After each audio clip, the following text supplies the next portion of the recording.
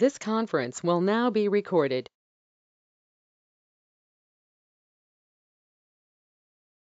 Hello चत्वारः शैथिल्यम् आपद्यन्ते. हा ठीक आहे, येतोय ना आवाज आता? हा येतोय सर. हा ठीक आहे. म्हणजे कुष्ठामध्ये जे स्त्रोतदृष्टीचा प्रकार आहे, तो कुष्ठामध्ये स्त्रोतदृष्टीचा प्रकार हा शैथिल्य स्वरूपाचा आहे. हेतुसेवन घडलं तर हेतुसेवनाचा परिणाम म्हणून एकाच वेळी तिन्ही दोषांचा युगपत प्रकोप होणार आहे आणि त्याच वेळी धातूंमध्ये शैथिल्याची निर्मिती होणार आहे. म्हणजे काही हेतू असे आहेत की ते एकाच वेळी तिन्ही दोषांचा प्रकोप करणार आहेत आणि त्याच वेळी ते शैथिल्य रूपी खगुण्याची निर्मिती सुद्धा करणार आहेत. तर काही हेतू हे स्पेसिफिकली खवैगुण्य म्हणजे कुष्ठामध्ये त्वगादया हा शैथिल्य अशी निर्मिती करण्यास कारणीभूत ठरणार आहेत. म्हणजे हेतूंचं वर्गीकरण दोष प्रकोप करणारे हेतू हे तर आहेच, पण दुष्यांमध्ये खवैगुण्य करणारे काही टिपिकल हेतू ते पण आपण प्रत्येक व्याधीमध्ये हुडकले पाहिजे. कुष्ठामध्ये असतील, अर्शामध्ये असतील, वातरक्तामध्ये असतील, दोष प्रकोप तर करतीलच, पण त्याबरोबर खवैगुण्य सुद्धा निर्माण करतील. तर हेतुसेवनाचा एक परिणाम म्हणून त्रयोदोष हा युगपत प्रकोप आणि धातूंमध्ये शैथिल्याची निर्मिती. अर्थात आपण शैथिल्य नावाची जी संप्राप्ती आहे ती पांडूची संप्राप्ती प्रमेहाची संप्राप्ती पाहत असताना पाहिली होती की कफज प्रमेहाच्या संप्राप्तीमध्ये जे शैथिल्य होतं, पण परंतु ते शैथिल्य जे होतं ते शैथिल्य होतं. पूर्ण सर्व स्त्रोत सर्व धातूंमध्ये निर्माण झालेलं ते शैथिल्य. कुष्ठामध्ये जे शैथिल्य निर्माण होतंय ते कसं आहे, त्वगादया चत्वारः प्रिडॉमिनेंटली दिस शैथिल्य is occurring only in the त्वक रक्त मांस लसिका. म्हणजे याचा अर्थ तो पुढे पुढे जात नाही का, जाईलच की. पण सामान्य संप्राप्तीमध्ये खुष्ट होण्यासाठी सुरुवातीला या 4 धातूंमध्ये शैथिल्य निर्माण होणं अवश्यंभावी आहे किंवा आवश्यक आहे. आणि ते तसं निर्माण झालं की मग कुष्ठाची अभिव्यक्ती होणार. पुढे पुढे जसं शैथिल्य वाढत जाईल तशी धातुगत अवस्था त्याला प्राप्त होईल. परंतु सुरुवातीला कुष्ठ निर्माण होण्यासाठी हा शैथिल्य ही जी दृष्टी आहे किंवा हा जो पॅथॉलॉजीचा प्रकार आहे तो तसा निर्माण होणं आवश्यक आहे. मग आपण प्रमेयाच्या संप्राप्ती पाहत असताना मध्ये सुद्धा पाहिलं होतं की शैथिल्य म्हणजे काय, ते आपण डिटेल मध्ये त्यावेळी पाहिलं होतं. आता परत तिथं असं पाहायची गरज नाही, पण थोडक्यात पाहायचं तर धातूंच्या ज्या सेल्स आहेत त्यांची इंटिग्रिटी बदलणं म्हणजे शैथिल्य निर्माण होणं. धातूंची मॉलिक्युलर कॉलनी आहे, त्या कॉलनी मधल्या सेल ज्या आहेत त्या एकमेकांशी ऍडहर आहेत, एकमेकांना अटॅच केलेल्या आहेत. त्यामध्ये कोव्हॅलंट बॉन्डची अटॅचमेंट आहे आणि हे जे कोव्हॅलंट बॉन्ड आहे ते शैथिल्यामध्ये लूज होत आहेत, ते ब्रेक होऊ लागत आहेत आणि त्यामुळे शैथिल्यासारखी डिफॉर्मिटी तयार होते. ऍक्च्युली ही फंक्शनल डिफॉर्मिटी जास्त सुरू आहे. आपण पाहिलं होतं की चक्रपाणीचं मत जे होतं चरक शारीर स्थानामध्ये आलेलं की अनिबिड संयोग हा अनिबिड संयोग आहे, impact incompact type of union. So the शैथिल्य is incompact type of union of the two bhav padartha. But naturally the degree of normal compactness of each dhatu is different and hence different dhatu will acquire शैथिल्य at different degrees of अनिबिड संयोग. म्हणजे रक्ताचं शैथिल्य हे वेगळ्या स्वरूपाचं असेल, रक्त मांसाचं शैथिल्य हे वेगळ्या स्वरूपाचं असेल, त्वचेमध्ये येणारं शैथिल्य हे वेगळ्या स्वरूप. पॅथोफिजिओलॉजी हेडिंग एकच आहे शैथिल्य नावाचं, पण त्या सेलमध्ये त्या धातूमध्ये जो शैथिल्यामध्ये होऊन जो बदल होणार आहे तो वेगवेगळ्या प्रकारचा आहे. रक्तामधलं शैथिल्य वेगळ्या प्रकारचं आहे, मांसामधलं शैथिल्य वेगळ्या प्रकारचं, जरी ते दोन्ही शैथिल्यच असलं तरी. त्यामुळे आपण पाहिलं होतं की प्रमेह संप्राप्ती पाहत असताना की रजक्षमध्ये पण संधी शैथिल्य निर्माण होतं. ते स्ट्रक्चरल शैथिल्य आहे. आणि मेदोरोगामध्ये जे शैथिल्य निर्माण होतं ते फंक्शनल शैथिल्य आहे. जव अवरोध. जव म्हणजे गती, गतीला होणारा अवरोध, हे जे शैथिल्य आहे ते फंक्शनल शैथिल्य आहे.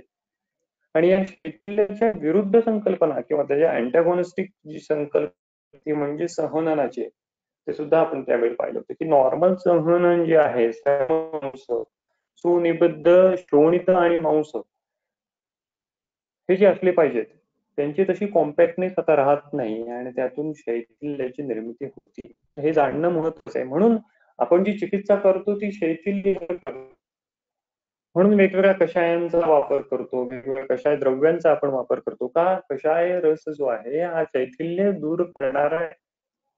म्हणून जेव्हा आपण चिकित्सा पाहू कुष्ठाची त्यामध्ये कषाय रसाचा वापर आहे. दारवी असेल, त्रिफळा असेल, रसांजन असेल, तर वेगवेगळे असे शैथिल्य लेप लावताना सुद्धा शैथिल्य हर करणारा लेप हा प्रधान विचार आहे.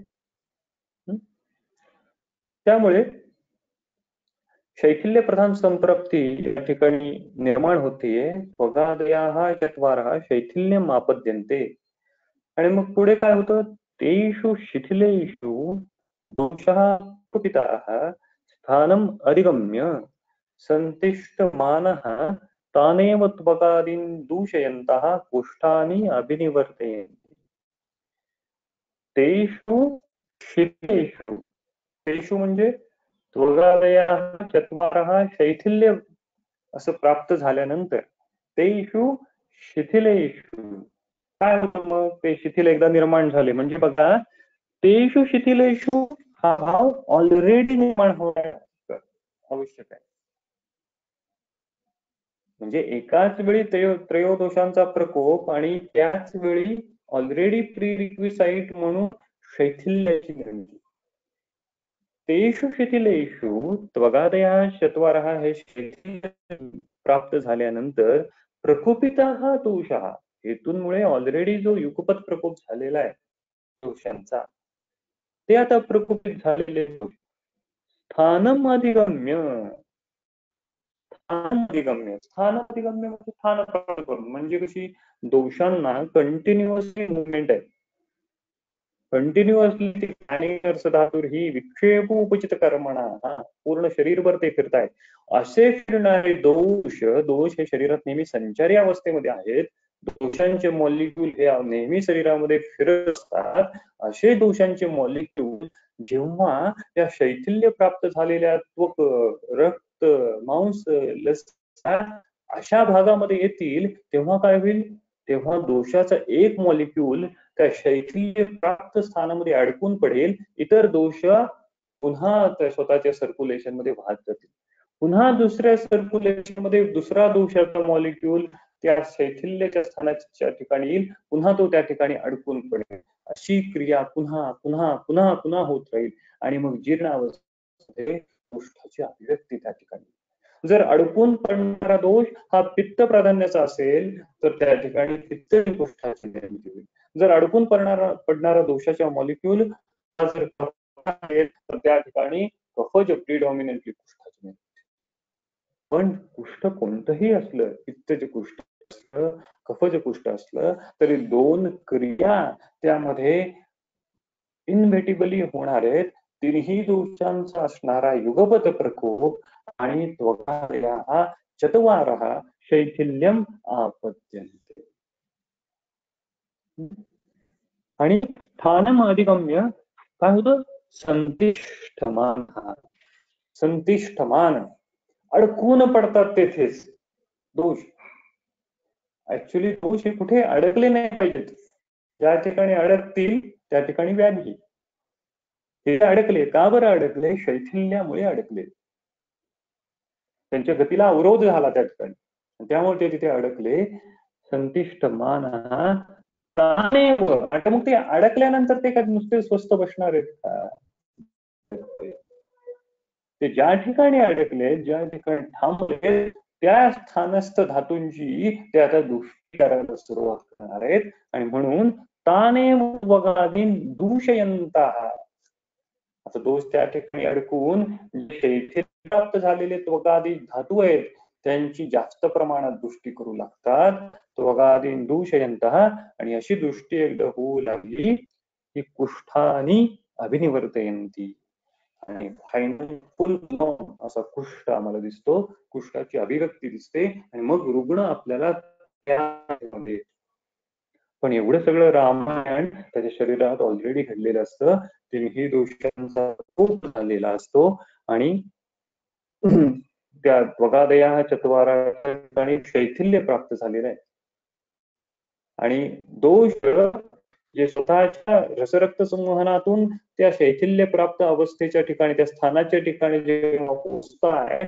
तेव्हा त्या स्थानाच्या ठिकाणी संतिष्ठ मान अडकून त्या स्थानाची त्या दृश्याची शैथिल्य प्राप्त भाव घटकांची पुन्हा दृष्टी करण्यास सुरू करताय म्हणजे शैथिल्य ज्या धातूचं जास्त होईल जास्त प्रमाणात होईल त्या धातूंमध्ये दोष जास्त प्रमाणात अडकतील आणि त्या धातूची दृष्टी काही गोष्टांमध्ये जास्त होईल म्हणजे थोडक्यात फॉर एक्झाम्पल मांस धातूमध्ये शैथिल्य एका केसमध्ये खूप जास्त प्रमाणात निर्माण झालं आणि मांस शैथिल्य हे जास्त आहे रक्तापेक्षा त्वकापेक्षा लसिकेपेक्षा आणि मग अडकणारे दोष हे मांस धातूमध्ये जास्त अडकायला लागले तर मांसाचे दूषण ते जास्त करतील इतर धातूंपेक्षा आणि मग अशा दृश्यांमध्ये मांसप्रधान लक्षणं त्यामध्ये आपल्याला जास्त दिसतील चिकित्सा करताना मांस धातू डोळ्यासमोर ठेवून आपल्याला चिकित्सा करावी लागते काही गोष्टांमध्ये हे रक्तामध्ये शैथिल्य जास्त प्रमाणात निर्माण झाल्यामुळे रक्तामध्ये दोष जास्त प्रमाणात अडकतील आणि रक्तप्रधानता त्या कुष्ठामध्ये त्यामुळे प्रत्येक वेळी दोष संतिष्ठमान हे चारही ठिकाणी समान मात्रेमध्ये होतील असं नाही ते ज्या धातूमध्ये शैथिल्य जास्त आहे त्या धातूमध्ये ते अडकून त्या धातूची कंपॅरेटिव्हली जास्त दृष्टी आणि त्या धातू दृष्टीची कंपॅरेटिव्हली जास्त लक्षणे दाखवतील त्यामुळं संप्राप्ती जाणणं महत्वाचं की ते दोषः पतिताः स्थानम् अधिगम्य संतिष्ठमानः तानेव त्वगादीन् दूषयन्तः म्हणजे त्या शिथिल झालेल्या स्थानाच्या ठिकाणी दोष स्थानाची करू लागतात संतिष्ठमानाची टीका दिली आहे बघा संतिष्ठमानाची वचनेन स्थिरा एव दोषः कुष्ठजनका भवन्ति न हि सरणशीलः त इति दर्शयति कुष्ठामध्ये दोषांचं वैशिष्ट्य काय हो तर ते संतिष्ठमान अवस्थेतले दोष आहे ते प्रसरणशील अवस्थेतले दोष नाही दोष now they are adhered to the dushas and that adheration that bonding between the dosha and dusha are so strong that the bond is unable to break very easily that's why आपण त्याला खूप विरेचन खूप बोमणं खूप शोधणं दीर्घ चिकित्सा अशा कराव्या लागतात त्यामुळे ह्यांचा अनुबंध खूप जास्त राहतो म्हणून हे जाणण्याची गोष्ट आहे जेव्हा कुष्ठाचा पेशंट तुमच्याकडे येईल तेव्हा मी हा त्या रुग्णाला सुरुवातीच्या पहिल्या कन्सल्टेशन मध्येच सांगितलं पाहिजे की बारे हा 15 दिवसामध्ये महिन्याभरामध्ये बरा होणारा आजार नाही क्षुद्र कुष्ठ असेल गोष्ट वेगळं पण महाकुष्ठाचा पेशंट असेल तर त्याला हे सांगितलं गेलं पाहिजे की वारंवार त्यामध्ये शोधन करणे वारंवार दोष दृश्याला अडकलेले आहेत आणि जे संतिष्ठमान अवस्थेतले दोष आहेत त्यांना प्रवाही शरीराच्या बाहेर काढणे हे चिकित्सा करणं आवश्यक आहे असं जर केलं नाही तर पुन्हा पुन्हा अभिव्यक्ती कुष्ठांना अभिनिवर्तयंती हे होणार आहे हे जर आपण पहिल्यांदाच रुग्णाला सांगितलं तर रुग्णाला सुद्धा विश्वास वाटेल नाहीतर काय होतं आपण करत जातो आपण पहिल्यांदा जर रुग्णाशी बोललो नसेल तर रुग्ण साहजिक टाकतो तो म्हणतो 2 महिने उपचार घेतले फरक काहीच पडला नाही फरक पडणारच नाही का कारण की हा नाही होणार व्याधी संतिष्ठमान हा दोषांचा असणारे स्वरूप हे महत्वाचं आहे या ठिकाणी आता मग तुमचा जो 7वा श्लोक आहे त्यामध्ये कुष्ठाची पूर्वरूप सांगितलेली आहेत तेषाम् इमानि पूर्वरूपाणि भवन्ति सत्यतः. पूर्वरूपामध्ये अस्वेदनम अतिस्वेदनम, पारुष्यम अतिशलक्षणता, वैवर्यम कंडुनिस्तोदः, सुप्तता परिदाह परिहर्षो लोमहर्षः, खरत्वम उष्मायणम, गौरवम श्वयथु, विसर्पागमनम अभीक्षणम च काये, कायचित्रेषु उपदेहाः, पक्व दग्ध दष्ट भग्न क्षत उपस्खलितेषु अतिमात्रं वेदना, स्वल्पानाम् अपि च व्रणानां दुष्टि संग्रहणं चेति. वेगवेगळ्या प्रकारचे पूर्वरूप यामध्ये सांगितलेले आहेत. आता या पूर्वरूपांचा जर अभ्यास केला तर यामध्ये स्वेदभव दृष्टीची लक्षणं जी आहेत ती प्राधान्याने आपल्याला आढळतात. अस्वेदनम, अतिस्वेदनम, पारुष्य, म्हणजे स्वेद ही नावाची एंटिटी आहे किंवा स्वेद नावाचा जो मल आहे, जो भाव घटक आहे, तो पण पुष्ठामध्ये दृष्ट होतोय. आपण सांगितलं त्यांनी अस्वेदनम अतिस्वेदनम, अस्वेदनम अतिस्वेदनम, घाम फार येणे किंवा बिलकुल न येणे हे कुष्ठाचं पूर्वरूप आहे. हे पूर्वरूप काय बरं? तर टीकाकारांनी सांगितलं चक्रपाणी दत्तांनी अस्वेदनादि पूर्वरूपम प्रभाव आहे. हे का होतं? हे अनेक की अस्वेदन आणि अतिस्वेदन हे कुष्ठाच्या पूर्वरूपामध्ये दिसणारी लक्षणं काय बरं? We cannot establish the cause effect relationship. असंच पूर्वरूप आम्हाला वातरक्तामध्ये पण दिसतं. मला माहिती आहे चरक चिकित्सास्थानाचा जो 29वा अध्याय आहे त्यातला 16वा श्लोक आहे, स्वेदनम अतिस्वेदनम, म्हणजे स्वेदाचं निर्गमन जे आहे ते त्वचेद्वारे होत आहे आणि त्यामुळे स्वेदामध्ये अतिवृद्धी किंवा हा त्वचेच्या ठिकाणी खवैगुण्य निर्माण करणारा ठरणार. स्वेद हा द्रवमय आहे आणि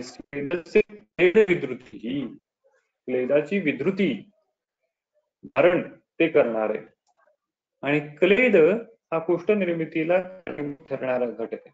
क्लेदाची कंटिन्युअस वहन किंवा क्लेदाची कंटिन्युअस सप्लाय हा कुष्ठाची कंटिन्युटी अनुबंध सतत जागृत ठेवणारा भाव आहे. या क्लेदाचे विधृतण स्वेदाकडून होत असल्यामुळे नॅचरली स्वेद दृष्टीची जी लक्षणं आहेत अस्वेदनम अतिस्वेदनम, अस्वेदनामुळे तिथे जास्त खरता निर्माण होईल आणि ती पण त्वकदृष्टी करणारी ठरेल. पारुष्य म्हणजे पण खरता, एक्स्ट्रीम हार्डनेस म्हणतो ना आपण, तो भाव. लक्षणता म्हणजे काय की अस्वेदन जास्त प्रमाणात झालं तर त्यामुळे पारुष्य निर्माण होतं. ऍक्च्युली हे पारुष्य रसक्षयामध्ये पण निर्माण होत. रसक्षयाची जी लक्षणं आहेत त्यामध्ये पारुष्य पण, रक्तक्षयाच्या लक्षणामध्ये पण पारुष्य आहे. कारण की वातप्रकोपाचं टोकगत वातामध्ये पण निर्माण होईल. कारण की वातप्रकोपाचं धातुक्षयानंतर वातप्रकोप झाला, शारीरिक रुक्षता जेव्हा वाढती तेव्हा ती टोकगत रुक्षता सुद्धा वाढेल आणि त्यातून पारुष्य हे लक्षण निर्माण होईल, खरता निर्माण होईल. लक्षणता हे लक्षण कधी अतिस्वेदनामुळे पण निर्माण होईल, स्मूथनेस निर्माण होईल. त्यामुळे हे पारुष्य लक्षणता हे सुद्धा त्वकवैगुण्यकारक भाव आहेत. म्हणजे ऍक्च्युली हे जे पूर्वरूप आहे हे त्वकवैगुण्य इंडिकेट करणार आहे. यातून त्वकवैगुण्य निर्माण होणार आहे. वैगुर्ण्य कंडू निस्तोद प्रिकिंग पेन यासारखं पूर्वरूप दिसतं. सुप्तता, लॉस ऑफ सेन्सेशन, परिदाह, बर्निंग लाईक सेन्सेशन, परिहर्ष,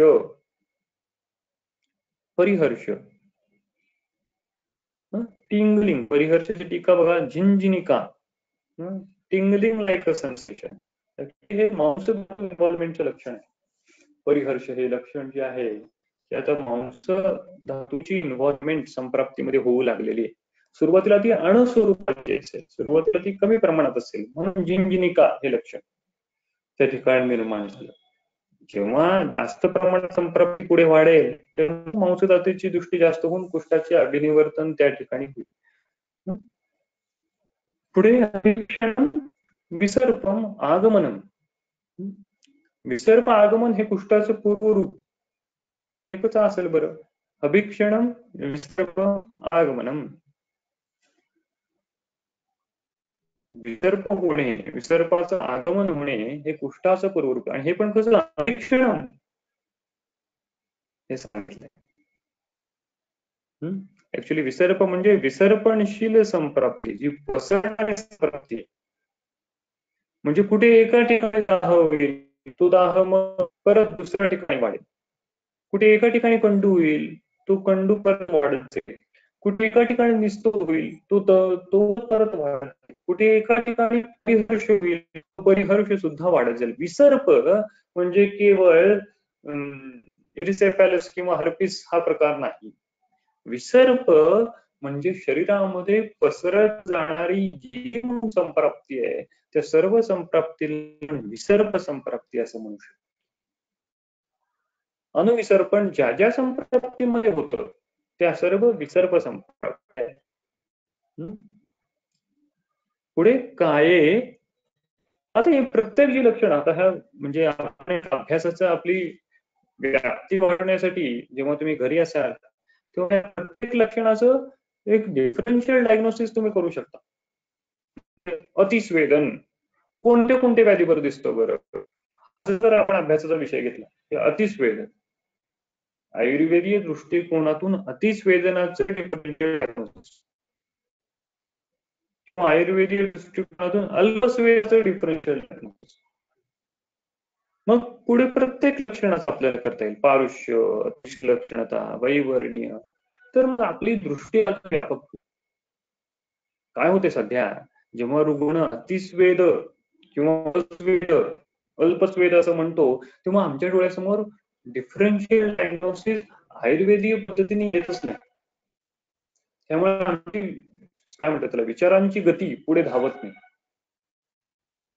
सगळ्यात महत्वाचं करण्यासाठी व्याधी विनिश्चय करणं आणि त्याच्या आधी व्यवच्छेद करणं महत्वाचं. म्हणून जेव्हा तुम्हाला मोकळा वेळ असेल, जेव्हा तुम्हाला चिंतन करण्यासाठी वेळ असेल, तेव्हा ह्या डिफरन्शियल डायग्नोसिस, लक्षणांचं डिफरन्शियल डायग्नोसिस आयुर्वेदीय दृष्टिकोनातून यावर थोडं चिंतन करणं अपेक्षित आहे. जसं की अल्पस्वेद बघा, चरक अध्याय, चरक मीमांसा अध्याय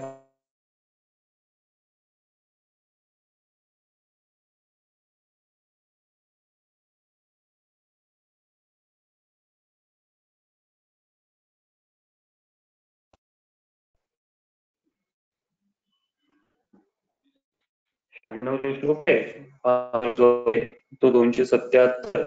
त्यामध्ये कफाच्या प्रकृतीची लक्षणं सांगितलेली आहेत. त्यामध्ये खालून एक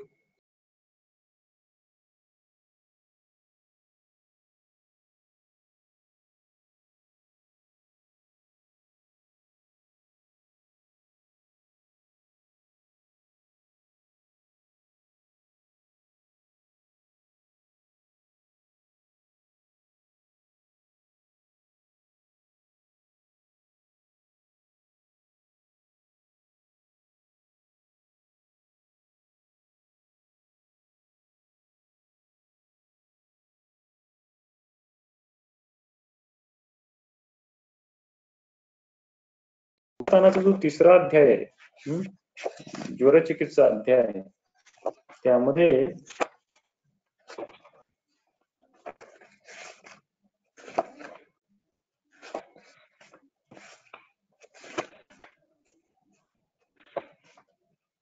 नंबर 106, श्लोक नंबर 107. स्वेद मूत्र पुरुषाणां चिरात दर्शनम अल्पशः कृशत्वं नाति गात्राणां पतनं कंठपूज्यम्. तर या सन्निपात ज्वराच्या लक्षणामध्ये सुद्धा चिरात दर्शनम स्वेदा, सन्निपात ज्वरे सुद्धा चिरात दर्शन, अल्पस्वेद असं लक्षण दिसतं. पुढे जर तुम्ही चिकित्सास्थानाचा 9वा अध्याय पाहिला, उन्माद चिकित्सा, त्यामध्ये देवग्रह नावाचा एक प्रकार आहे.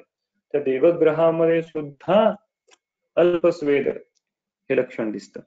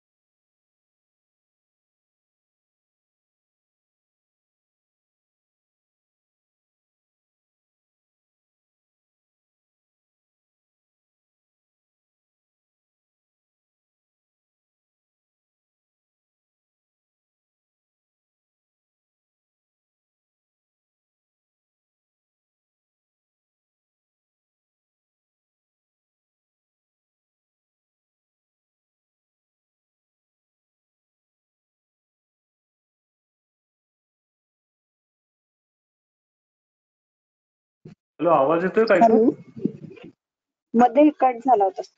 हा, आवाज येतोय का? आता येतोय. काहीतरी अडचण आहे. हा, बरं, ठीक आहे. अशा पद्धतीने आपण अतिस्वेदाचे जे लक्षण आहे की पित्त ज्ञानात्मक विकारामध्ये पण अतिस्वेद हे लक्षण दिसतं. पुढे जर आपण चिकित्सास्थानाचा 28वा अध्याय पाहिला, त्यामध्ये पित्तावृत्त समान, त्यामध्ये पण अतिस्वेद हे लक्षण दिसतं. पैत्तिक हृदरोग, पैत्तिक कास, पैत्तिक शोफ, पैत्तिक गुल्म यामध्ये सुद्धा आपल्याला अतिस्वेद हे लक्षण दिसतं. म्हणजे आपल्याला यावरून हे कळेल की पित्ताची इन्व्हॉल्वमेंट जिथे जिथे जास्त होईल त्या ठिकाणी आपल्याला अतिस्वेद हे लक्षण दिसते. म्हणजे कुष्ठामध्ये जर अतिस्वेद हे लक्षण दिसेल पूर्वरूप, असं म्हणजेच हे आपण जाणलं पाहिजे. अर्थात हे खूप कमी वेळा होतं की रुग्ण पूर्वरूप अवस्थेत आपल्याकडे येतो, पण कुष्ठ सोडून घ्या, पण अतिस्वेद हे लक्षण म्हणून सुद्धा रुग्ण जर तुमच्याकडे येत असेल तर ते पित्त डॉमिनेटेड पॅथॉलॉजीचं लक्षण आहे, पित्त प्रधान संप्राप्तीचं ते लक्षण आहे, असं समजून त्यानुसार चिकित्सा तुम्हाला केली पाहिजे. फार रुग्ण येतात बघा, तळ हाताला जास्त घाम येतो, तळ पायाला जास्त घाम येतो, जेवताना जेवायला बसलो की खूप घाम येतो, घामाने डबडबल्यासारखं होतं. इतर वेळी फारसं येत नाही. जेवायला बसलं हे पित्तच ग्रहणीच लक्षण आहे. जेवायला बसल्यानंतर डबडब घामाने, पित्ताची ग्रहणीची चिकित्सा करणं अपेक्षित आहे. तर अशा पद्धतीने अतिस्वेद हे लक्षण हे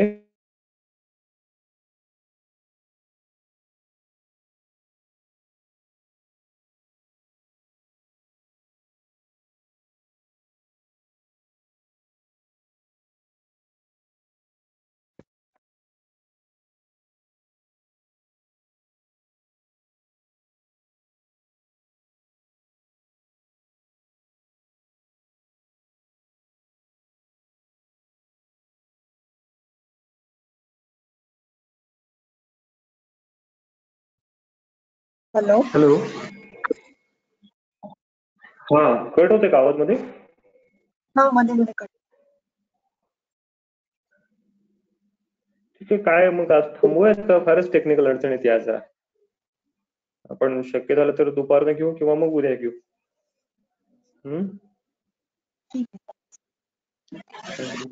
मध्ये मध्ये ब्रेक येतोय.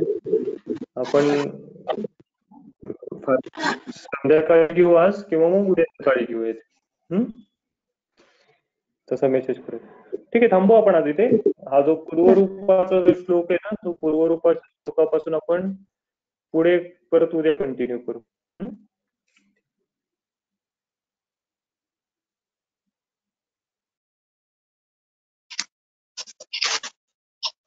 धन्यवाद सर, जॉईन झाल्याबद्दल सगळ्यांचे आभार.